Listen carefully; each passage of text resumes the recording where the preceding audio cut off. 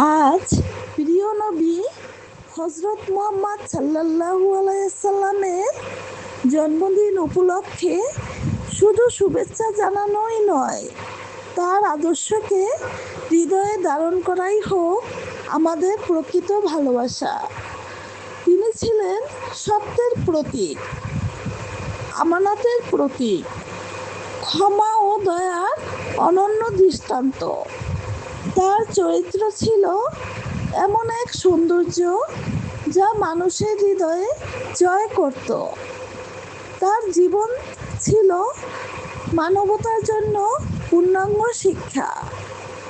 তাই আসুন, শুধু মুখে নবীজিকে ভালোবাসি না, তার সুন্নাহকে জীবনের পথে ধারণ করি, সত্য কথা বলি, অন্যায় থেকে দূরে থাকি, মানুষের প্রতি দয়া করি, ক্ষমা করতে শিখি এবং আমাদের চরিত্রকে সুন্দর করি।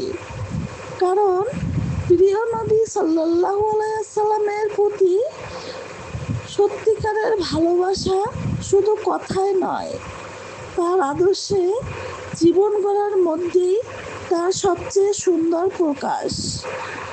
আজকের এই দিনে আমাদের প্রত্যেকের হৃদয়ে একটি প্রশ্ন থাকুক: আমি কি সত্যিই আমার প্রিয় নবী সাল্লাল্লাহু আলাইহি সাল্লামের আদর্শকে আমার জীবনে ধারণ করতে পারছি?